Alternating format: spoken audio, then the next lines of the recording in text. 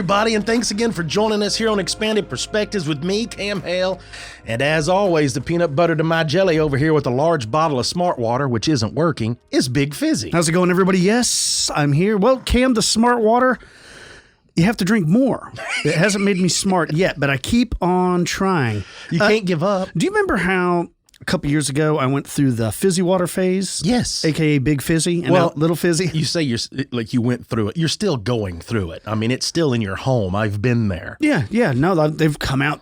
Well, apparently I was ahead of the curve because now there's all of these like liquors now that these like seltzer that have alcohol in them. Yep. So like, you know, I might have inspired a whole new genre. You're big I don't like any of those though. Now I've tried a couple. You love White Claw, you liar. No laws when you're on the claws, baby. Yeah, no, I'm not a big fan, but I've been trying a bunch of different fizzy waters, of course, but I've been on just regular water. I can't believe how many new just regular drinking water there is out there. I tried one the other day. It was like Waikiki or something. It's like volcanic water from Hawaii. You know what's pretty good? It's called tap water. Yeah, that's pretty good. I tried one. What was it called? Icelandia.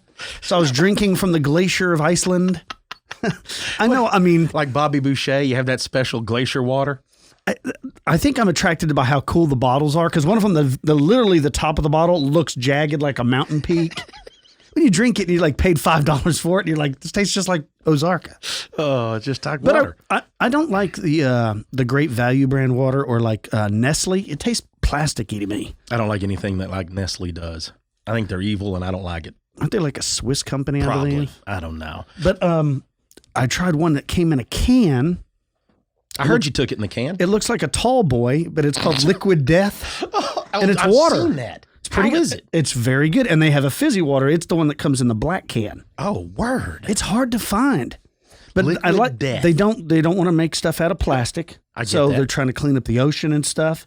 Plastic is awesome and terrible all at the same time, so I get it. I was just watching a documentary a couple of days ago, and they were literally talking about it's one of the best and one of the worst inventions mankind's ever produced because of how much of it is just floating around.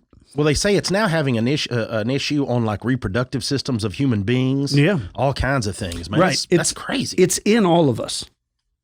Yeah. I mean, like there's like little parts, you know, you're talking that something at a microscopic level that's in all of us. And they think that that's what's causing... it's in more of us in some than in others. Well, of course. Like you have your body parts replaced. I used to chew like straws and just swallow pieces of plastic as a kid. I mean, right. I know I got that stuff in me. Well, I always laugh about all I laugh and I shouldn't. We had a ventilation system somewhat when I was up working at the archery shop, cutting arrows all the time. Oh, yeah. Dozens upon dozens of aluminum arrows. And then you're like, oh, yeah, that stuff's going to lead to like dementia and all that the dust. I'm like, oh, yeah, that's awesome. Yeah. I'm sure you were wearing like OSHA-approved ventilators and stuff while cutting those, right? Yeah, you know I was. Just like I wear like hearing protection and stuff like that. Yeah. Yeah. I'm like, I'm stupid. So for those of you that have been asking where we were, I'll let you in on it. We weren't going to talk about it. Now I'm going to talk about it. Fill us up. Fill us in. Okay, so here's what happened. I almost said fill us up for some reason. Because you're looking at the water. So that and the gas shortage, where you've got like grocery bags full of gasoline in your car. Folks, I have an older home. I bought that older home simply so I could update it and remodel. All of you know that I've been remodeling as time goes. Well, my hand was forced into a sewer plumbing issue for remodel under my home in the crawl space. So for the last... What do you mean you were forced? Well, it's because I couldn't get to the stop up. There was a stop up in between a transition under part of the house that you can't get anything to. It's the way it was. It's just one of those deals. Trust me, I tried for 2 days. Was this home built in like the 60s? Yes. That's what it looks like. Right. Yeah. It was built in the 60s, and then it was added on to in the 80s. And then, of course, like I said, I've been redoing the whole thing. And I've lived here almost 22 years now and redone, rooms at a time, go through and redo things, redo all of that. Well, now, and like I told before, I've been remodeling the bathrooms, and I didn't really want to have to redo all of the water and the sewer just yet, right? It was fine. Everything was good. This forced my hand, and I shouldn't have to redo the sewer, but the only way to fix the sewer problem, I had to redo the water lines to get to the problem where I would have room to redo the sewer line trouble. So what would normally take you in an exposed area maybe as much as a day or so, has taken about a week to get done. And then I have to hand dig, of course, through all this outside the home to tie it into the original line as it's already been replaced. So I have been working in and around the mud and the sewer and crawling. And also we've been getting a lot of rain. So I have been trying to do all this, dodging the rain. So that's where we have been to get everything back online. It's not 100% buttoned up, but it almost is finished. You should have recorded and filmed all that and put it on YouTube. You're like, I can't see too good. Is that Bob Vila over there? This old house? I mean, people might be interested. You could drop a little extraterrestrial sighting on people and then go right back to how to install a sewer. Yeah, right. I mean, no one's ever combined those two. Might be something good. Or there might be a reason that they've not been combined. This week on how to install cabinets. Yeah. Dogman sightings. Yeah. Before you use your router, I just want to remind you that Kate up in Arkansas saw a large 8-foot-tall walking canine. Yeah. So but you never know. That might be one of the biggest YouTube channels ever. It might be. You're able to combine the home improvement and paranormal. We should paranormal improvement. We should start a new channel where like every week we give a cryptid sighting mixed with like how to something. Yeah, there you go. Like how to make a snow cone, and then along with that, shadow person sighting. There you go. There you go. Exactly. Well, and before we get rolling, because I know you got something cool to play for us. We have also had a big influx of stories for unusual encounters. So we're fixed to start pumping out a lot of unusual encounter videos on YouTube. We have had a pile of them. So thank you very, very much. So if you want your story shared and you want it shared by us on YouTube, go ahead and send it on in to Expanded Perspectives, or you can go ahead and call the number and all that stuff, much like what Kyle's about to share. Yeah, check this out. We got a listener that called in. This is Derek from Florida, and she saw an orb when she was camping as a small child. Give this a listen. Hi, my name is Sarah Cowie. I've been listening to your show for a long time. And I've kind of debated on calling in or not. I know you guys like to tease about Florida people, but I have a story for you. Back in 2006, I had an experience with an orb, and we were at Salt Springs in Florida. It's a pretty typical spot to go camping. And I have been trying to research this spot for a long time. We were about 16 years old and hanging out, and our parents were at like the normal RV parking area, and they got us like a little area over in the primitive parking, they call it. And our parents decided to mosey on over like around 11 o'clock at night and check on us.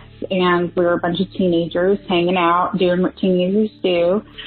And they wandered over there and were checking on us. And all of a sudden we look up into the trees, and there's this giant orb, like maybe 3 feet in diameter. I don't know. I'm not good at that kind of thing.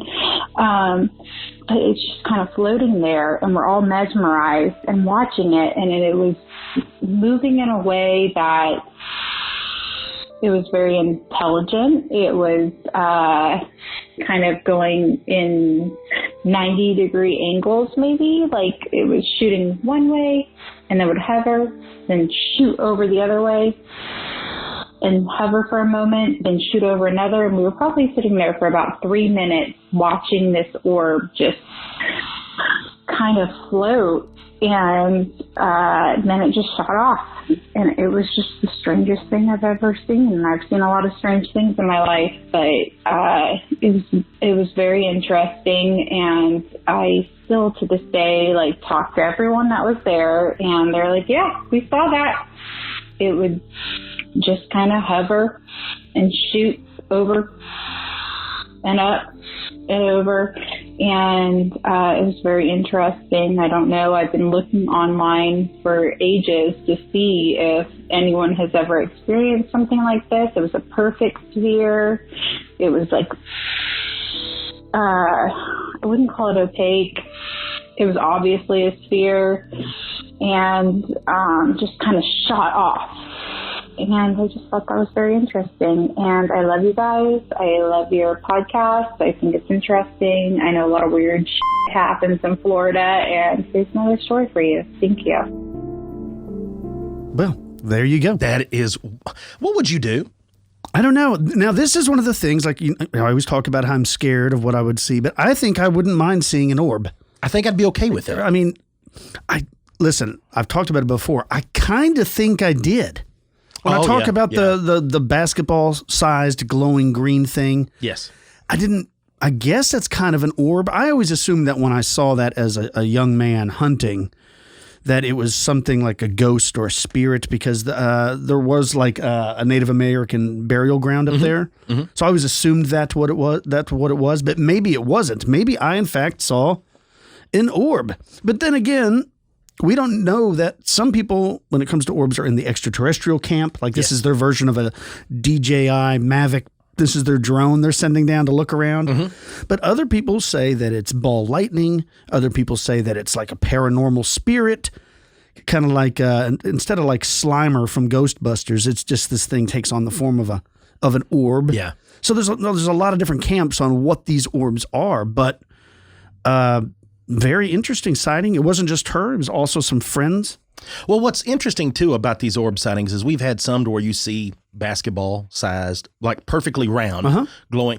And then you have some to where they are softball-sized, and they unite to form a larger orb to make like it almost like Voltron of orbs, right? As they join together. Right, and that's why some people can claim that it's ball lightning, like the energy is attracted to itself. That's why it's splitting or coming together. But it also seems to work like with intelligent movement, not just total random. Like if it was ball lightning, you could understand some randomness to it. But a lot of these, it sounds like it is some form of intelligence the way it moves. Yeah, very, very interesting. I think if out of all the things that I would like to see, if I could have an encounter or I think I'm going to have to put an orb at the top of the list because it seems to be the least threatening and the most enjoyable to view. Right. What about an orb and a face sighting at the same time? See, there have been tales of it. Yeah. I don't know. Either way. I think that'd be all right. I appreciate them calling in and telling their story. Don't forget, if you want to do the same, the number's 888-393-2783.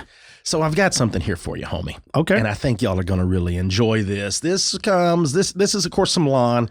Lon knows that, we have crazy senses of humor and we love crazy stories and wild headlines. And this one was no different.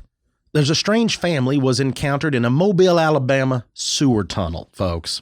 Oh, what you're doing hanging out in a sewer tunnel as a family, I don't know. Oh, this is interesting. I remember talking to Nick Redfern one time about these devolved humans living in the sewers beneath London. Yes. Yep. So I'm hoping it's like that. So listen to this. It says, I'm sure this story is unbelievable if you weren't there, but it happened and is in fact only one of many bizarre occurrences in my life.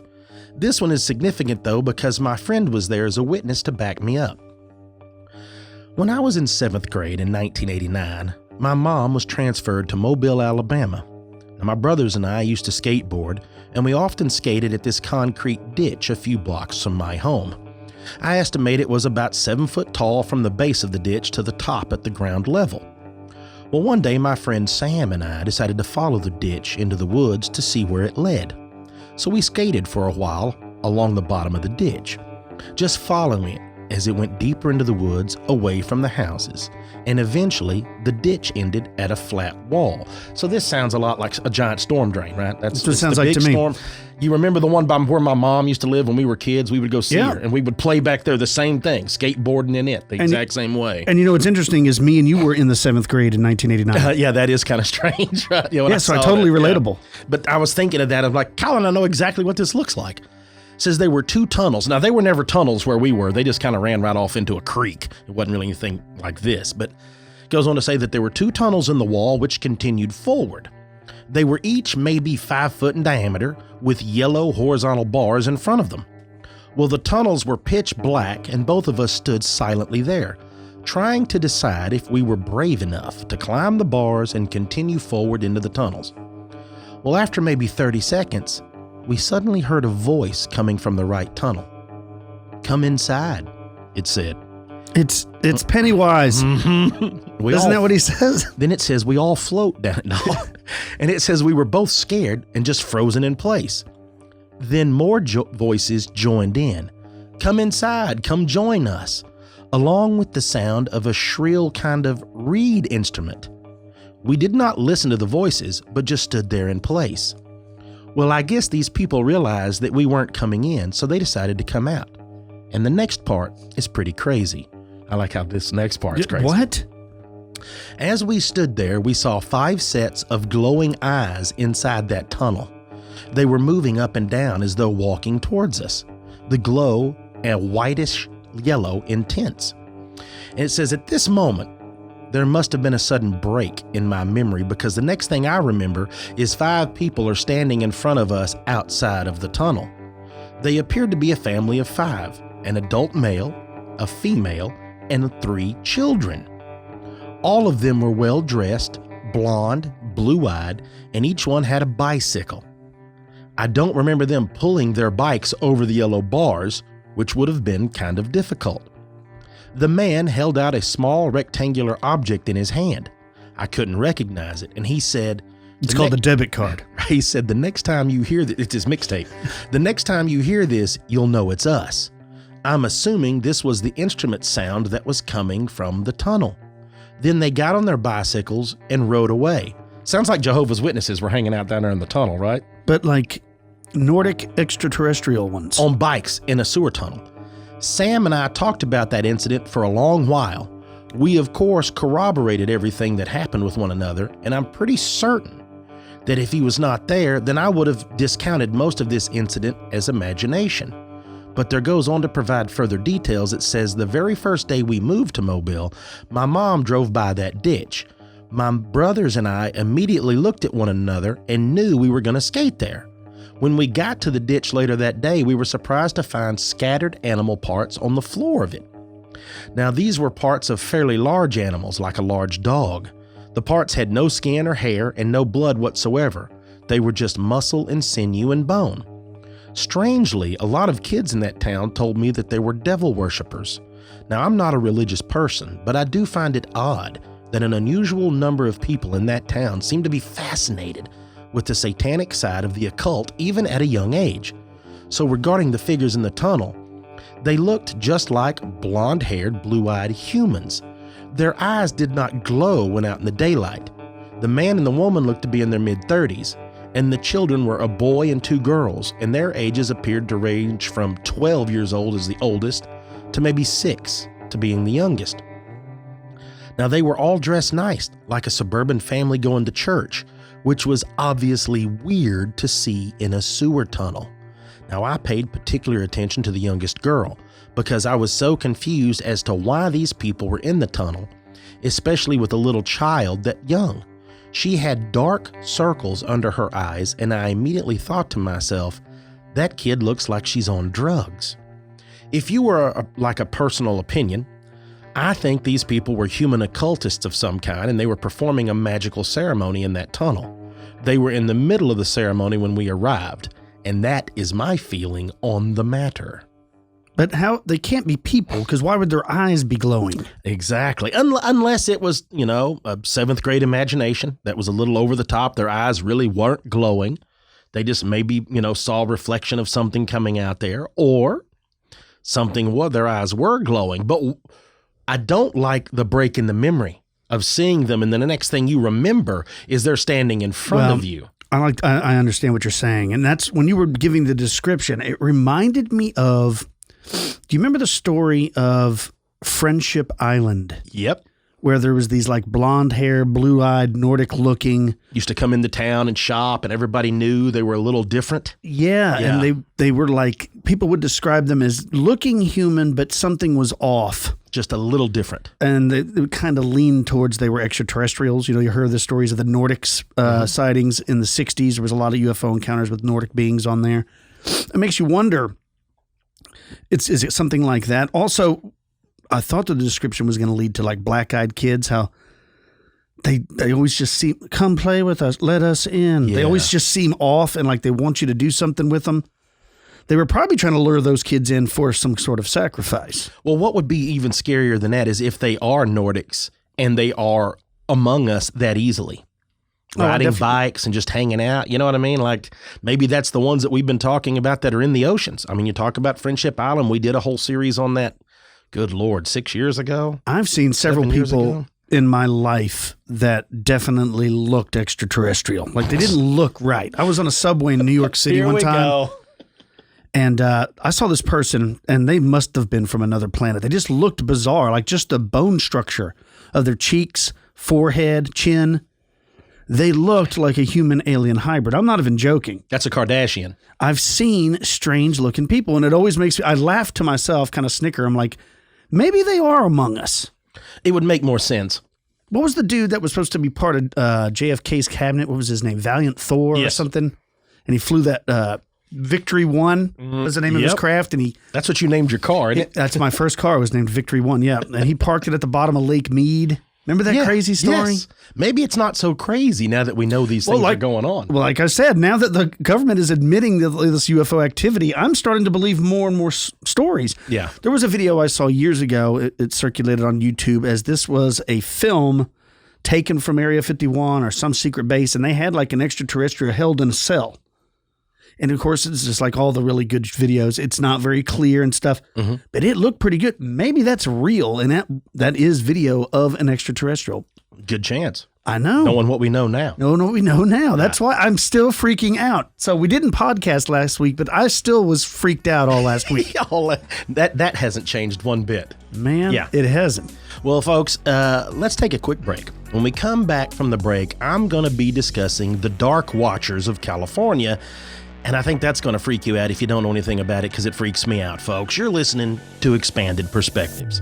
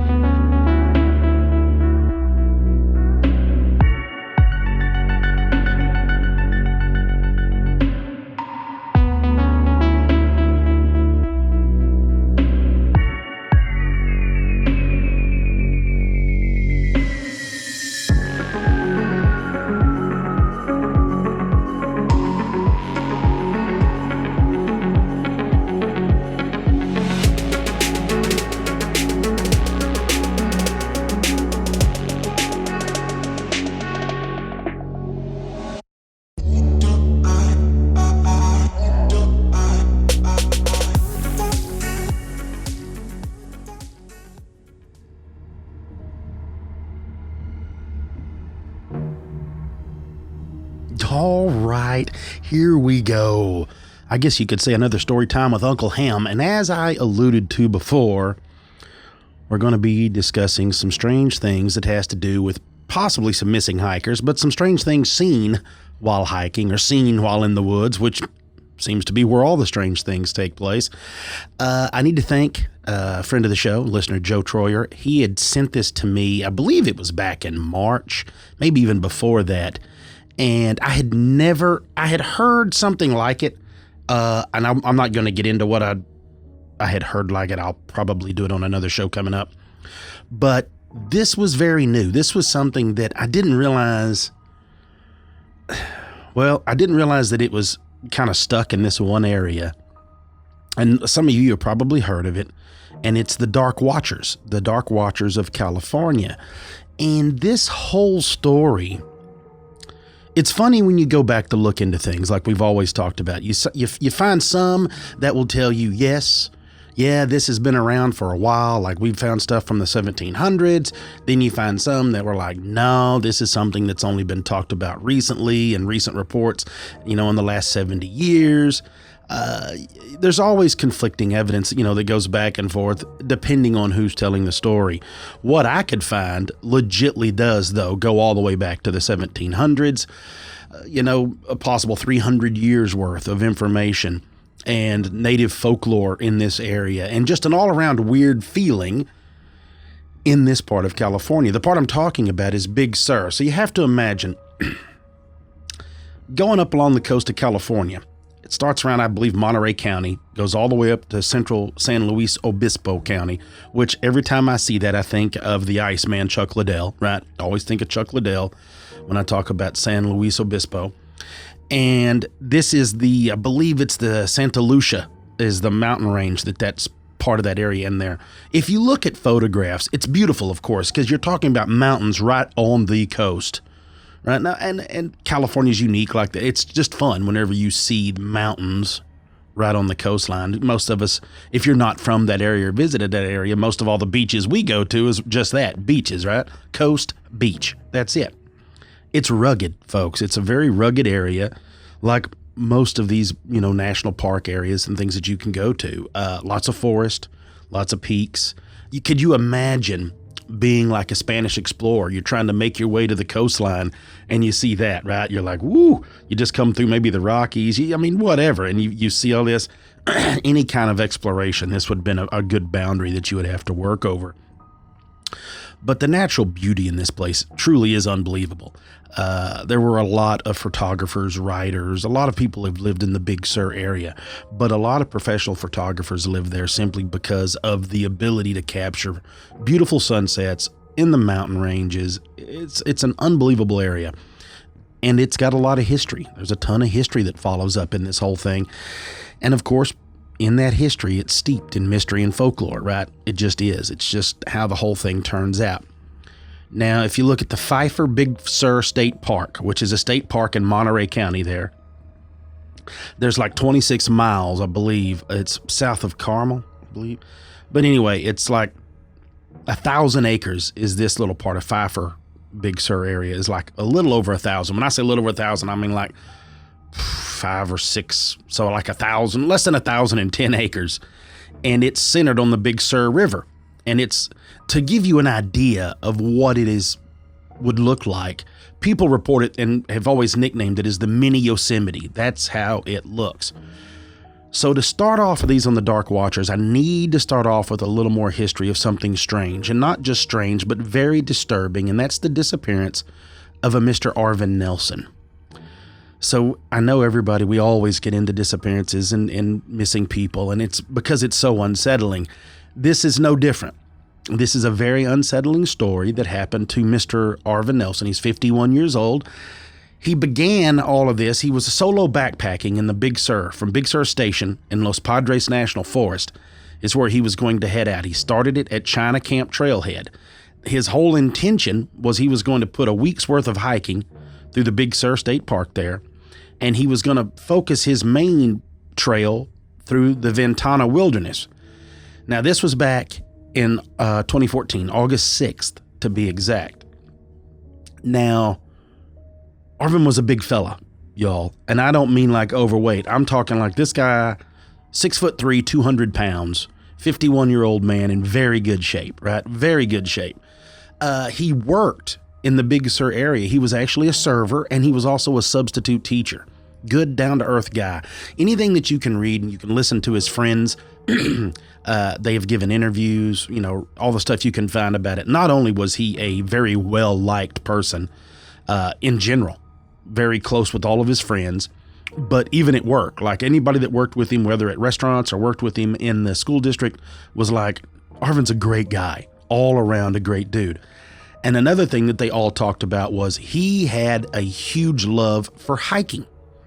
And he loved it so much that he did it so often. He was extremely experienced, made regular trips into the backcountry, and that's just what he did. Sorry, folks, the allergies, right? Whew, I'm dying. So Arvin has a buddy of his take him up to China Camp and drop him off. And he was going to hike this eastern side of the Ventana Wilderness. And he was going to work his way through there. And a part of that area was, I think, Pine Ridge Trail that they had said he had never visited before. And it's heavy forests in this area. Now, he had packed enough food and enough water to last a week. Now, I question when they say he carried enough water to last a week. Water is one of the heaviest things, of course. Food and water is one of your heaviest pack things that you're going to have. So I am assuming that when they said food and water for a week, what they meant was probably the ability to treat water. And if you have the ability to treat water, it lasts a lot longer than a week. If you take care of your filtration system, if you take care of your ability to start fire, if you have a vessel upon which you can boil water, then you pretty much have an indefinite supply of water if water is available. The food wise, of course, you can ration. You can take a week's worth of food and stretch it into a month, right? Like you can ration food for a long way, but he had enough to be on the trail he had planned from August 6th to August 14th. Now you have to understand too, the trail is only 23 miles long. Most good backcountry hikers can put 20 miles down routinely. Now it will slow you down, and there are of course some studs that will blow that out, 30, 40 miles sometime. But you can put 23 miles in a day. Now let's just say it was very rough country. He is 51. He was in shape, avid hiker. He could have actually done this hike if not wanting to take his time and just sightsee. He could have done it in 2 days as a through hike. Easily 2 days. Elevation's at 5,500 feet. So Arvin knew it was easy. His friends knew it was easy. That's why nobody suspected there would be any problems. He said, look, I'm going to be at Big Sur Station on August 14th. He said, man, look, if I don't make it there, this is how you contact them. This is when I'll be there. You can tell in his preparation that he was experienced. He's telling them the date, when he's going to be there. If I'm not there, make sure you call somebody, right? That's the way. This is where you should report. And he gives an itinerary, which is very important to anyone that's going to spend time in the outdoors. So he didn't arrive on the 14th. Well, his friends did exactly what they were supposed to do. They go and they start telling all the authorities in this area. Well, SAR gets involved, search and rescue. They pick it up on August 16th, okay? And they go to the area he was last seen. And so they start working from this whole thing. And they bring in the Monterey County Sheriff's deputies. They bring in National Guard, U.S. Forest Service, the California Highway Patrol, even some Coast Guard got involved in there.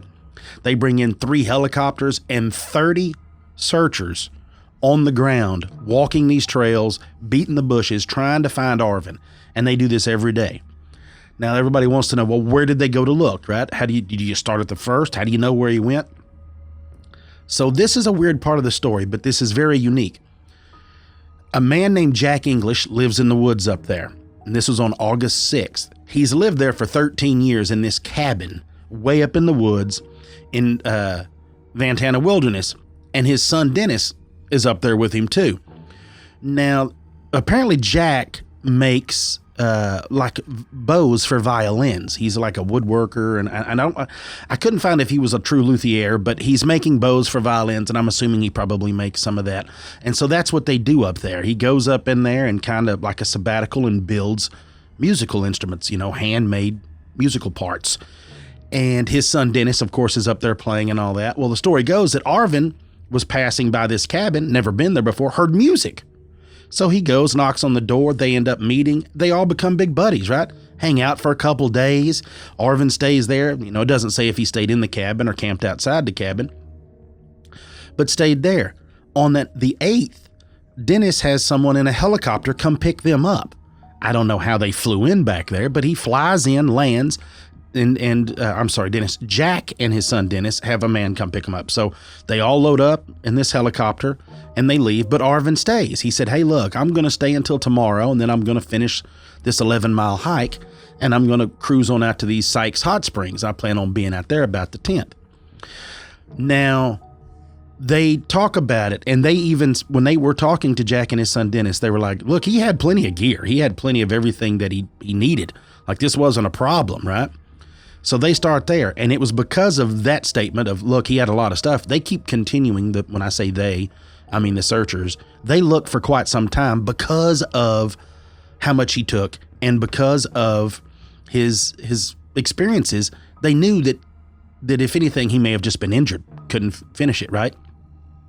So they keep searching and searching. When they finally call it all off, that was it. They've never found him. He's gone. They've searched this whole area.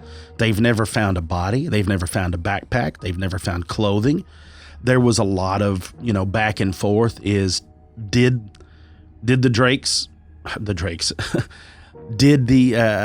Jack and Dennis, did they have something to do with it? The Englishes? But they were like, no, the pilot that picked him up in the helicopter reported seeing, Arvin there and everything was good and this whole deal. There's been speculation that maybe he came across an illegal grow that might have been up in there, and maybe, an illegal grower killed him, buried his body, hid away all of his stuff. Maybe, we don't know, right? Have no idea. The reason I bring up Drake's is because a fella named Harold Drake went missing in the Pfeiffer Big Sur State Park on July 8th of 2015. Exactly. Yeah, another one. That's right. Now, Harold was a retired school teacher. He was a math professor in high school, math teacher. And now, of course, granted, this was a 51-year-old man, and now Harold is a 76-year-old man. Okay? Now, they also talk, his friends and family all say, look, he was retired, but this is what he did. When he retired, he became a hiker. He was very, very physically fit for a 76-year-old man and very experienced. And what he did wasn't anything crazy, folks. He was at camp with some family and friends. He said, hey, look, I'm fixing to go just right down here for just a little day hike. I'm just going to walk around, go see some stuff. I'll be right back. I'm not going to be gone long. He took a gallon of water and he had a little pack with him, put some snacks and stuff in there. And he's like, look, I'll be back in the afternoon. I'm just going to go for a stroll. He never returned. So his friend that's out there with him goes, reports him missing that evening. They wait till dark. They go look. They can't find him. They go back. Nothing. Again, Monterey County brings out their SAR. They bring out the urban SAR and they start crawling through this whole place. So on August 10th, all of them go through it. They bring in helicopters. They search the trails. All of California Highway Patrol brings in helicopters. They go after it, right? 5 days they're searching this area. So they're thinking he wasn't planning on going far. He couldn't have gone far. He was going to stay around here close. On air or on ground, in the air, search and rescue, sheriff's deputies, everybody's going. They can't find him. And they've never found him. There was no sign of Harold. They've never found his body. They've never found his pack, no clothing, nothing. He's just like the world opened up and swallowed him. And that was it. Now, to give you an idea of what Harold did, Harold hiked the John Muir Trail. He also did some section hikes on the PCT. And he also finished the Tahoe Rim Trail. So he's been hiking for quite some time. I tell you all of this to bring up what we know now as the Dark Watchers, what has gone around the internet, gone around for quite some time as these Dark Watchers. Now, when I bring up Dark Watchers, we're not necessarily, although it has been discussed, that it could possibly be a cryptid, right? That it's Bigfoot and this is just a misinterpretation of things. But that's not what this sounds like. When you bring up the Dark Watchers, what they describe is humanoid, of course, but very tall, 7 foot. Some even describe them as being upwards of 15 feet. And they wear all black. And now you'll like this, wide brim hats and flowing cloaks. Now what's strange is some claim that they see them having sticks for hands. Others say it's not sticks, it's a walking stick or a staff. It's not really their hands. You don't see the sticking hands, it's just what they're holding. They've never, I say never, very rarely does anyone report facial features. It's usually black, almost always black, silent, and they're seen at a distance. Let's say, I wouldn't...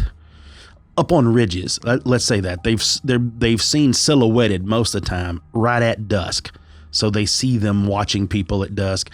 It's even reported where people have seen them at dawn. And then there's reports where people have seen them in midday. So it was always dusk or dawn. They were always looking over the valleys, looking over these big ridge lines. Again, as a watcher, like they were surveying where they lived, seeing if anyone was there.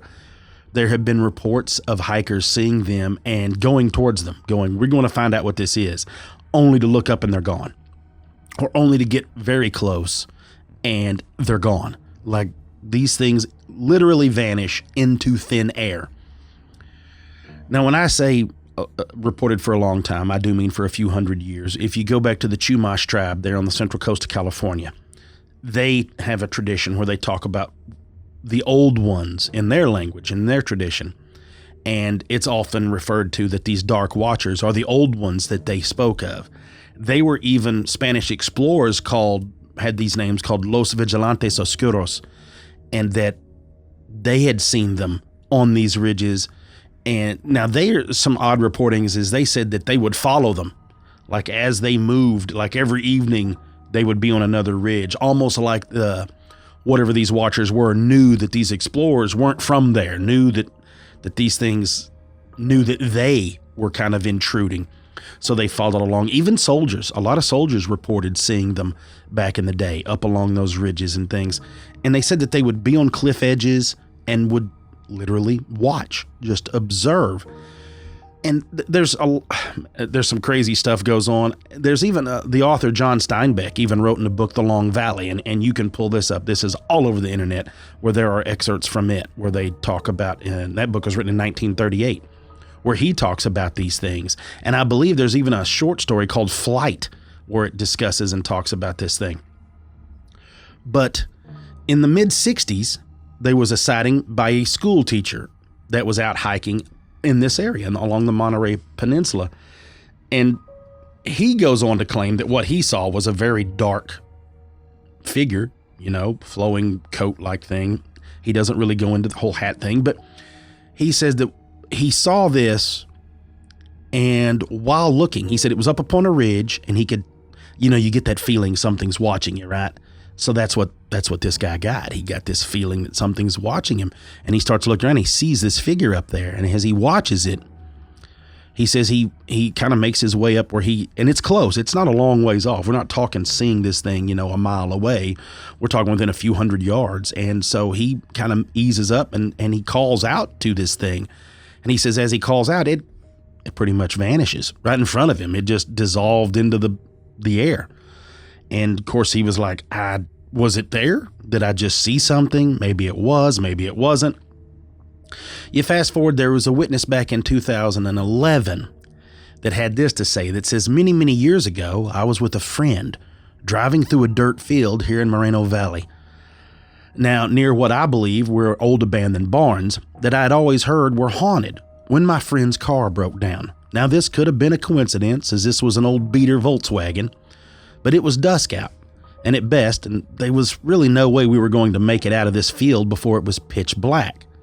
So instead of chancing getting even more lost or hurt in the dark, we decided just to sleep in the car and then set out in the morning to go get help, which is probably a really good idea. You think about it, just buckle down. If you don't know where you are, don't go stumbling around in the dark doing it, right?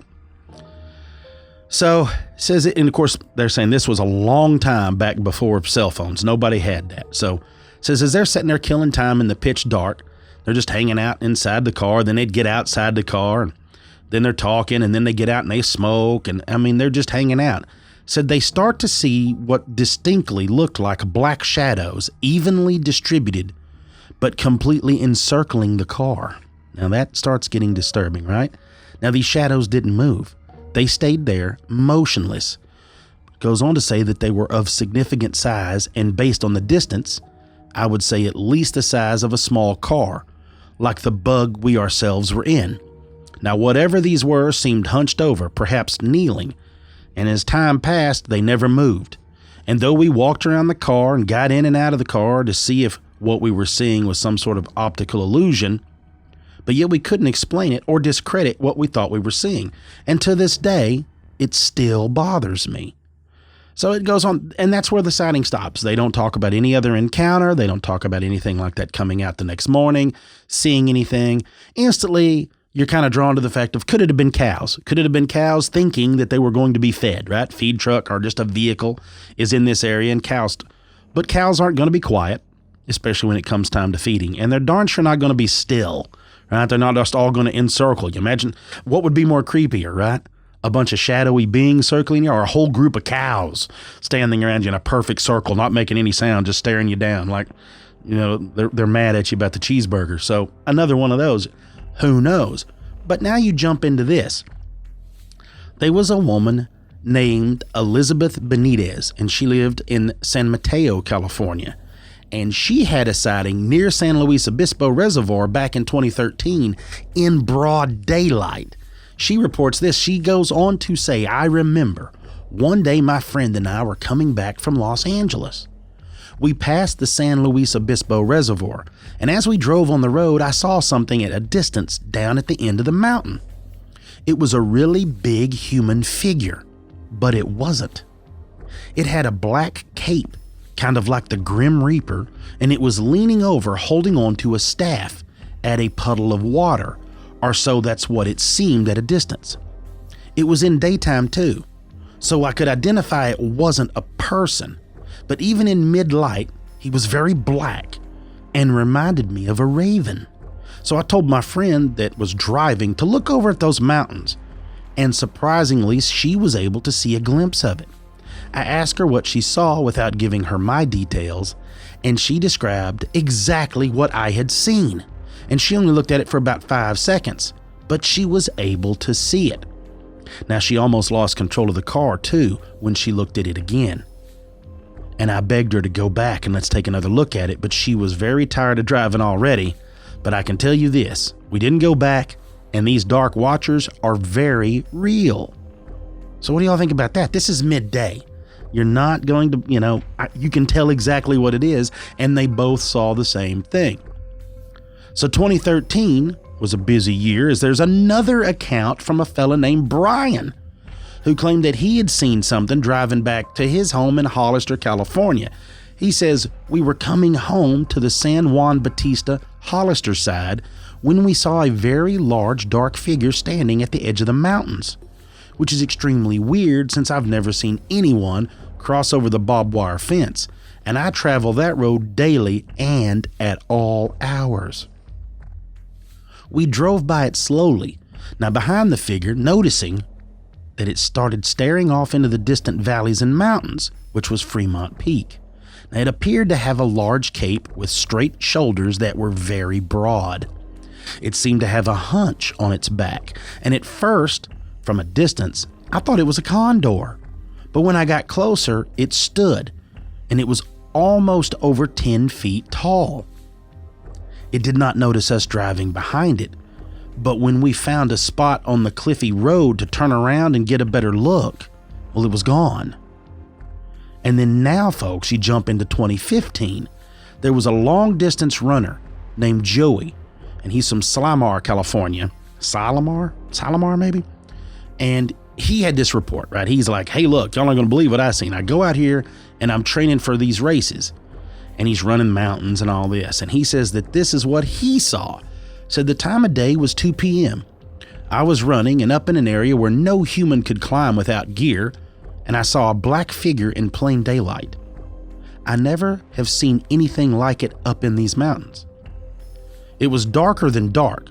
I couldn't explain it. A year passed, and today again, January 24th, I saw it again in the exact same spot. So this fella sees one, a year goes by, in 2016 sees another one. So from 15 sees one, 16 sees one in the exact same spot. Now, and again, I like how they point out, it's midday, this thing's pitch black, I don't know what it is, I don't know what it could possibly even be. If you go into 2018, there's a report about someone out hiking these mountains that come across this and said that I was hiking up a remote trail up the 33, and I would love to pronounce this, folks. Y'all are going to have to bear with me. I have no idea. Ojai?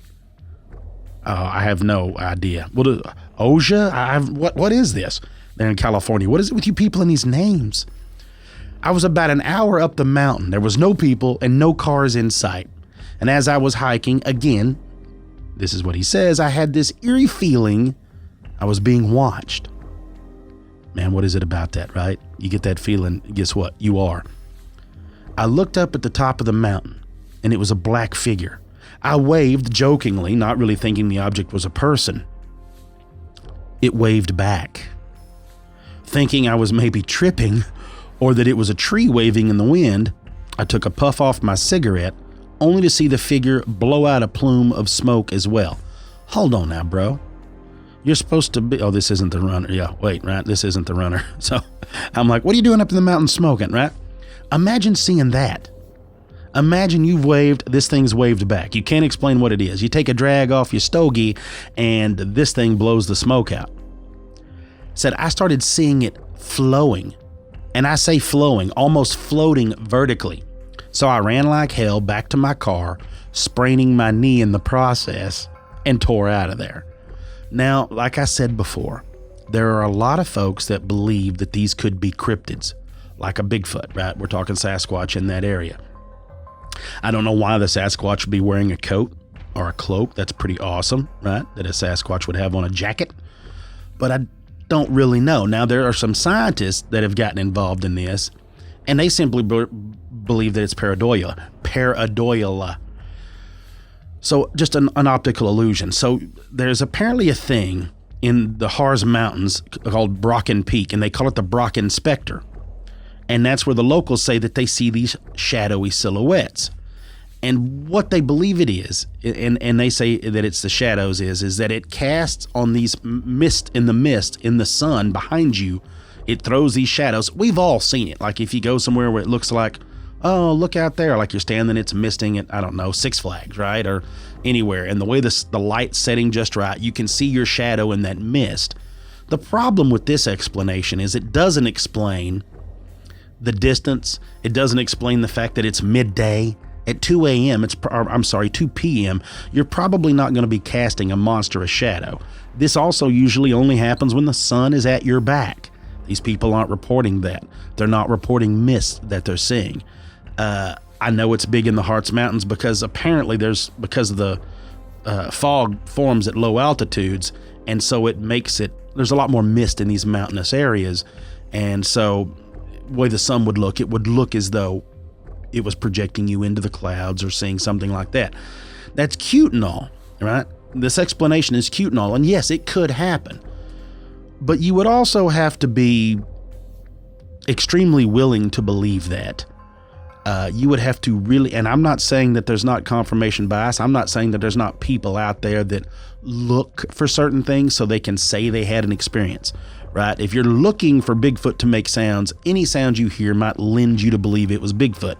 I get that. But these descriptions of this Brocken Spectre is like, you remember the gray men of Ben McDough? We've talked about that up in the mountains where they had seen something in those hills. I don't really know that that's what we're getting. This tends to feel as if this is something there and that's its job. There's no interaction, right? There's absolutely no interaction. You're talking about things that stand motionless, things that can vanish in thin air. At the distance, you're not going to see your shadow in the mist blow out smoke. I don't give a damn how much sun's at your back and how much mist is in the air. A shadow's not going to puff out smoke when you just took a drag of a cigarette. It's not going to happen. So there is definitely something to these dark watchers. And then, of course, there are tons of endless stories of the watchers in the woods where we have heard this, and that lends it more towards Sasquatch. And then you start hearing the stories of the Hat Man. Well, why do these things have hats? What is it about these dark creatures with the hats, the coats, standing up in the mountains? They seem to be huge, 7 to 12 foot, some 15-foot cases, something of these giant proportioned apparitions, if you will, that just literally stand and watch. If you're not going to help, what are you watching for? Did something get too close? Did these two missing men, among others, there are dozens of people that have gone missing up in there, but of these two missing hikers, did they get too close to the Dark Watchers? Did they come across foul play? Did they simply fall in a hole? Did something get them? Did an animal attack? The number of mountain lions that are up in California now are ridiculous, right? Did a mountain lion kill one of these people, or both? How did this go? How was their attack not found? Who knows? There's definitely something strange about this. And don't forget, you're talking about still areas that have possibly had disappearances, that have possibly been related to drug use or drug, grows. So, yeah, again, we can attribute it to anything that we like to attribute it to, but it is very odd that people have seen these for several hundred years now. There are these tales of people of all walks of life seeing them. No one seems to be able to explain it. No one seems to go, oh, yeah, it was simply my shadow that fooled me. Ha, ha, ha, it was nothing. They don't seem to be able to recreate what they've seen. People can go out there and try to say, hey, that's where I saw it. Much like the person said, you would not be able to get up there without climbing gear. So I don't see someone going through that much work to pull a hoax for one person to hopefully tell this story and years later it'd be told on a podcast. I just don't see that happening. I believe there's something out there, something that we can't explain. I believe that the Chumash people probably knew more about it and probably still do. I believe that the natives of that area know quite a bit more about what this possibly could be. And I mean, it might have even been something that one of the shaman released, or might be the shaman. And maybe that's their job. And maybe once they finish being the shaman in the tribe, that they go on, move on to the next plane of existence. And that's their job now, is to look over their native lands. There are some strange stories from Fernwood campgrounds that I'm probably going to get into later. That's kind of what I was hinting around. And I hope you enjoyed the tales of the Dark Watchers. And I appreciate Mr. Troyer for sending that in. Let's take a quick break. And when we come back, we'll pick Mr. Big Fizzy's brain about it and see what he thinks. You're listening to Expanded Perspectives.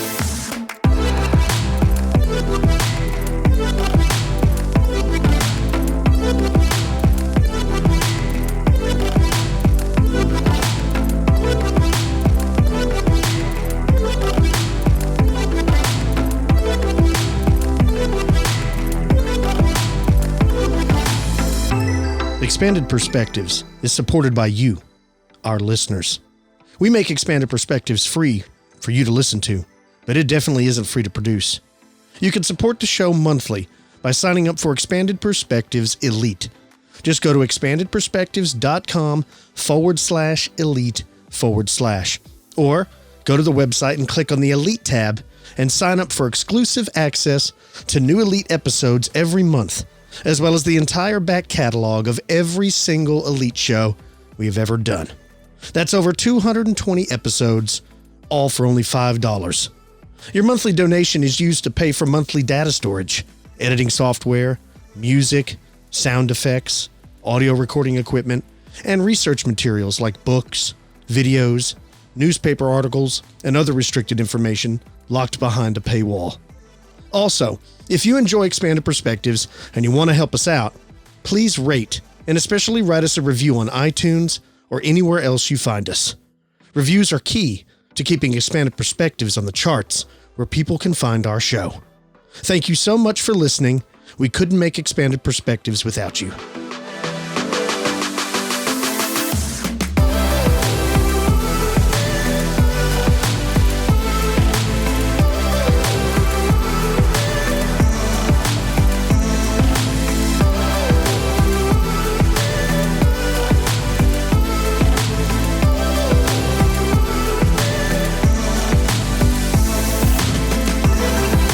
And we are back. Yes. So there you go. Dark Watchers, creepiness that takes place in the Big Sur of California. First of all, a couple of missing hikers, right? Go missing out there. But the place is beautiful. I guess if you're gonna, it's like all of these places, like I discussed too, and Kyle and I have talked about at length, these parks, these national and state parks and all of this stuff, they're very, very beautiful places. But there also seems to be a very ominous feeling around a lot of this. I agree. And the Dark Watchers are no different. Man, I've never been to Big Sur, but I've been just north of there, Monterey. Me and my wife went to Monterey a couple years ago, and it's beautiful there. Yeah. They have a very interesting, they had a pretty cool aquarium there. They had a really cool cannery and stuff. I'd like to go back and just spend a couple days in Monterey, but I would like to go down to Big Sur now. But man, none of these stories help me whenever I go camping. Which is funny because I'm going to be talking about more haunted camping and campgrounds on the Elite Show. Really? Yeah. Of haunted campgrounds. There's one in Big Sur called Fernwood, which I discussed. I go into it on the Elite. And there's also a few more there in California, as well as some really disturbing stories that people have submitted of experiences while camping. Man, it just, with all these serial killers around and everything, I mean, camping. I told you last time when we were out in Arizona or whatever, I was kind of freaking out, but it was on my own beard rubbing on the inside of my hammock. Yeah, that kind of stuff. It's creepy. It's one of those things that we have gotten so far away from it now that you have to I mean, it's not part of your life anymore. Certain people, it is, because that's what they do with their jobs, or that's what they do, for the majority of their time. But that's probably less than 1% of the population have jobs where they have to spend that much time in the woods and in the outdoors. And why has camping gotten so darn expensive? I mean, when I was a kid, we would go camping with my folks and stuff all the time, is because, not unbeknownst to us, my family didn't have the money for hotels and stuff, so we would go camping all the time. Now, you go to like REI, it's cheaper to stay in a hotel. Yeah. I mean, any little thing. Yeah. It's a business now. And that's kind of like the way we've talked about with hunting or fishing and all that stuff, is what used to be a poor person's activity and recreation is now big business. Yeah. I think many things are going that way. Same thing with disc golf. Now that's becoming more popular, and it looks like prices are increasing in that sport. Yep. But it's bound to happen. It is. I mean, that's bound to happen. Speaking of creepy, we got another listener story emailed to us. Check this out real quick before we get out of here. This comes from an anonymous rancher. It says, about 10 years ago, I experienced a couple of cattle mutilations, and I wanted to share my experience with you and some of the listeners. One day, we were out moving some of our heifers and bulls out of one pasture into another when we noticed we were missing our bulls. Now, we searched and searched, but we couldn't find them. After searching our ranch for hours, we decided that they must have gotten loose somehow, and we called it a day. Now, the next day, my dad found one of the bulls in a neighboring field dead. There were no broken fences or downed fence posts. So how did the bull get into the neighboring field, and why was it dead? This was a very healthy bull, mind you. It had no previous signs of disease. By the time my father found the dead bull, the coyotes, hawks, and eagles had already been on him, so there wasn't a whole lot left. There must have been a downed fence somewhere. So we rode fences the rest of the day looking for the spot where the bull would have crossed, but we found nothing. The fence was 100% in perfect condition. So how in the world did the bull cross? Now, the next day, my father found the other missing bull, but it was in our pasture. It too was dead. This bull, mind you, was found in an area we had already searched 2 days prior to its discovery, and it wasn't there. So where was it? How did it get there? What killed it? Again, this bull cam wasn't hidden. He was in the wide open, and we would have easily found him if he'd been there the day before. Also, for whatever reason, the scavengers hadn't touched the bull, not one bit, which we thought was very odd. The bull had no signs as to what had caused its death. His head and neck were just fine. His sheath, which is a protective sleeve for the penis, scrotum, and rectum were all removed. Not torn off, but precisely, medically removed, in perfect circles around the organs. The hide was removed down to the last layer of skin, then peeled off with the organ, about a 1-foot circle for each. After seeing this, my dad called a vet out to do an autopsy, and after the vet took one look at the bull, she quickly left without even saying one word. This is when I got home from school, and I came with my dad to help out in any way that I could. Now, after the vet, my dad got a sheriff's deputy to come out and record the incident. This deputy had set the high school record for weightlifting a couple of years earlier, so he was a big guy. I rode with him out to the scene to help show him where the mutilated bull was, and at this time it was starting to get late in the day. It was now getting dark, and the deputy had every light on his car on and was walking around looking for I don't know what. He kept on shining his handheld flashlight into the trees a lot. It was a spooky setting, to say the least. He took plenty of pictures, asked us to help him roll the bull over, but we still couldn't find any cause of death. There were no tracks from people or anything around the bull other than from us. To this day, I don't know what happened. I haven't asked my dad about it since. We still use that pasture, but nothing that strange has ever happened again. Thanks, C. Wowzers. So, I know a long time ago, we had a gentleman on, Chris O'Brien came on, and he wrote a couple of books about cattle mutes, along with not Linda Gottfried, but Linda Moulton Howe. She too was one of the journalists that broke a lot of the early days of the cattle mutilation stuff.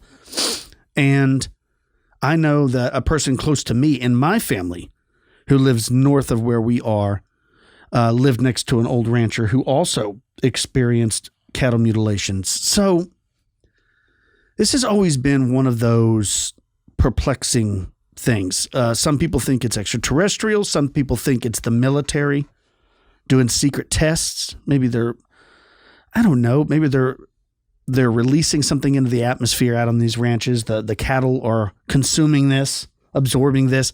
Then they go back later using helicopters, somehow tranquilize the beast, lift it, take it to their lab, take the blood, cut certain organs out of it, and then place it back in the field. I don't know what's going on. Why? The funny thing is, either way, whether it's the government or aliens, why do they even bring it back? That's always been what I've thought, is why would you return it?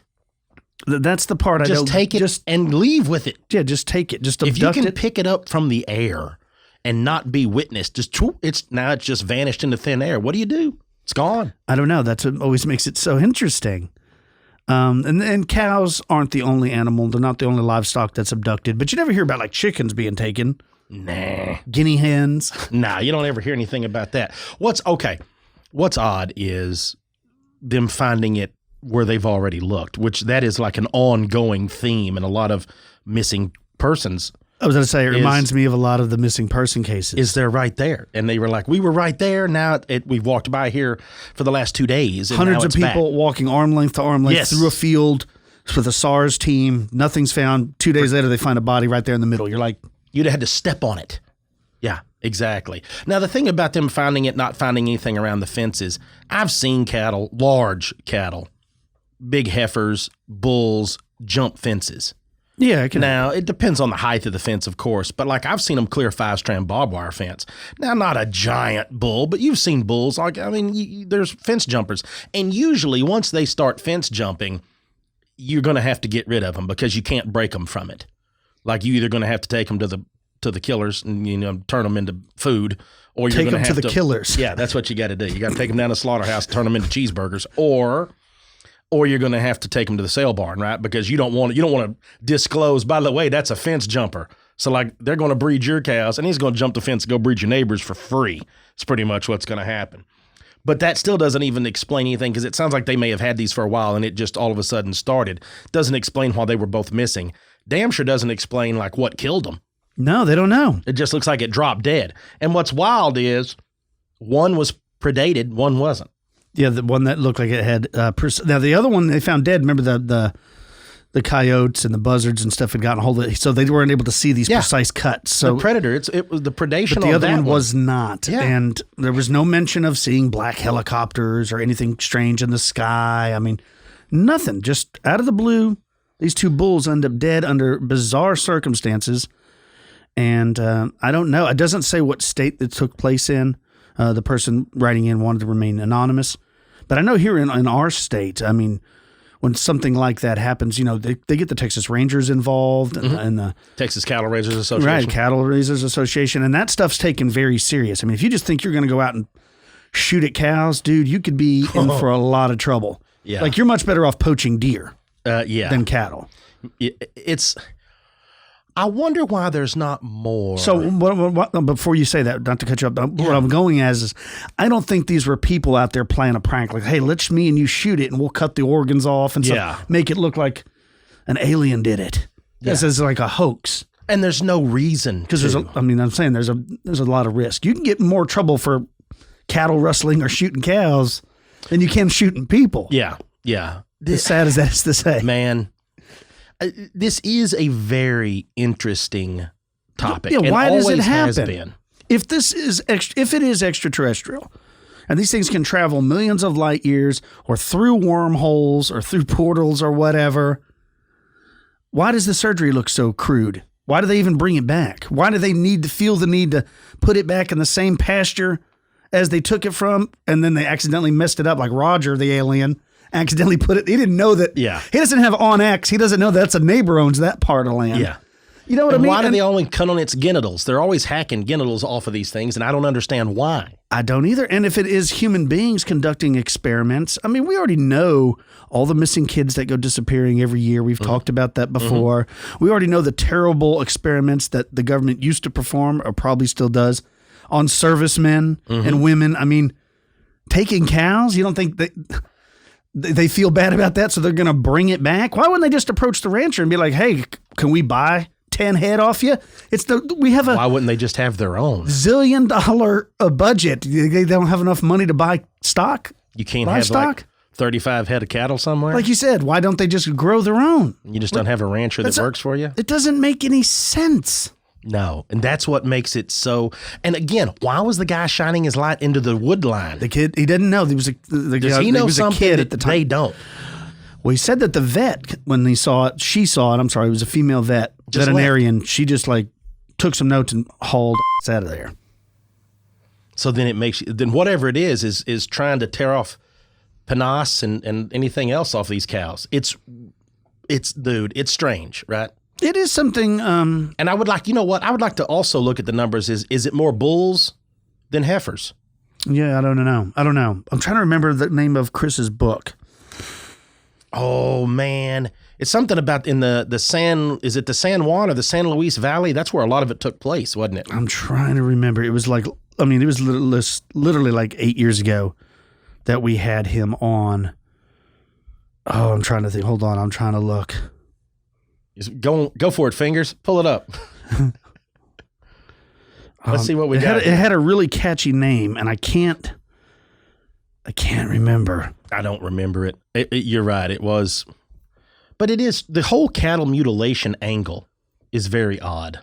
There it is, stalking the herd. That's it. There you go. That's it. Yeah, it was pretty cool. Stalking the herd. And yeah, if you want to go back and hear more, you can go back and listen to that interview. I think it's still available. If not, I'll make sure it drops on Classic Rewind. Let's do the Classic Rewind to that one. Okay. Next. Let's release that one next. And that might be something we need to look into also for next week is more of cattle mutilation stuff. That's a good idea. Like maybe we should do some get into actual cases. Yeah, let's do that. All right, sounds good. We're doing that stuff. Oh, okay. I guess that's it. We've wrapped that up. We've hit y'all with some crazy stuff, told you where we've been. Anything else you want to add, Mr. Filson? Throw it in here. No, only thing else I want to add is if you want to share a story like that anonymous rancher did and like Derek did in the beginning of the show, you can email the show expandedperspectives@yahoo.com. You can call the show 888-393-2783. That's 888-393-BRUD. You can follow the show on all forms of social media. Like I said, if you want to help us out, please go over to YouTube, subscribe on YouTube, even if you don't plan on listening there.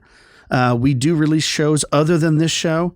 We have shows that are only over on there that you want to check out. We're trying to grow that channel. That's basically what we're trying to do. And so it would help us out if you wanted to subscribe. Yeah. If you want to help us out even more, you can go and write reviews for the show, rate the show on iTunes or any other platform. Doesn't matter. That all helps us.